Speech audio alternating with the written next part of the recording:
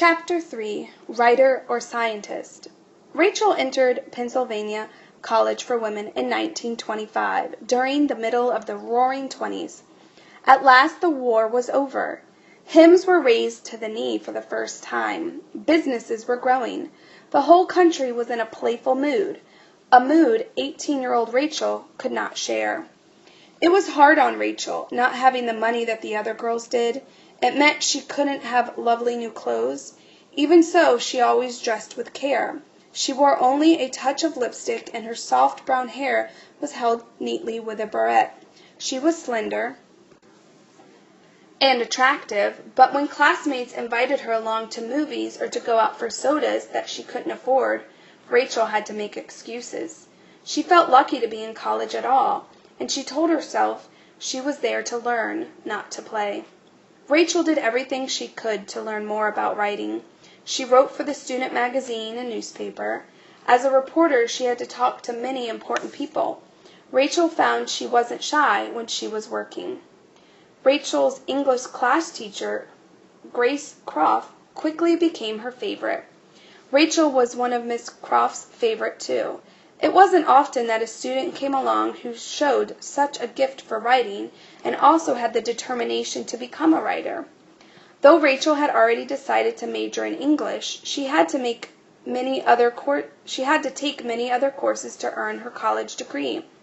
For her music course, she picked violin. She learned to play it well enough to get a B-.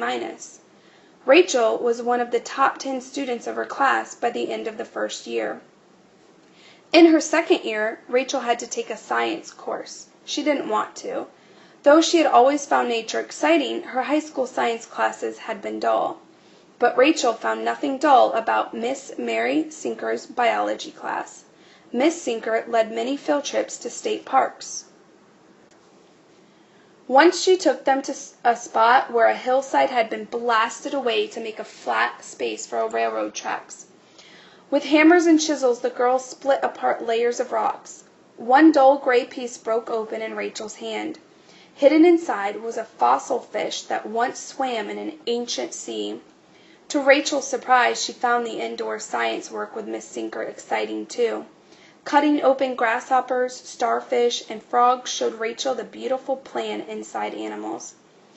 Now and then Rachel took a break from classes and schoolwork when it didn't cost extra money. She played on field hockey, baseball, and basketball teams. One snowy night, she joined a sledding party on the hill by the dorm where she lived. Afterwards, she sang along with her classmates by the dorm fireplace. For a party, Rachel bought a pair of silver dancing slippers. Always worried about her looks, Rachel chose shoes that were too small. They made her feet look nice and tiny, but they hurt. To stretch them, she had to wear the slippers around the dorm for 2 days so they weren't too painful for dancing. The breaks were fun, but first on Rachel's mind were her studies. Her grades in Miss Croft's English class was excellent. So were those in Miss Sinker's biology class. In those days, people thought the arts were the opposite of the sciences. They thought no one could be good in both. Rachel felt she had to choose between two fields, between two wonderful teachers, and between two careers. I thought I had to be one or the other. It never occurred to me, or apparently to anyone else, that I could combine the two careers. If Rachel switched to biology, there would be no more of Miss Croft's wonderful English classes, no more free time to write. Yet the beauty of science, the world of Mary Sinker, called to her. One stormy night, Rachel sat alone in her dorm room, worrying over her decision. Hoping to calm herself, she reached for a book of poems. Sometimes Rachel wrote poetry, and she had always enjoyed reading it.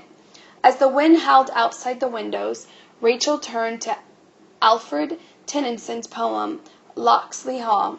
The storm and Tennyson's magnificent words wove their spell around Rachel. The hero in the poem doesn't know what to do either. He thinks about running away forever to an island. In the middle of the poem, Rachel stopped, caught by a beautiful line, "For the mighty wind arises, roaring seaward, and I go." Exhausted by worry and strain, Rachel read the line over and over. Thunder shook the old dormitory building. The wild beauty of the words, "roaring seaward and I go," echoed in her mind. 30 years later, she said, I can still remember as that line spoke to something within me, seeming to tell me that my own path led to the sea, and that my own destiny was somehow linked with the sea. Rachel had made up her mind. In the middle of that stormy night she decided to turn her back on writing forever.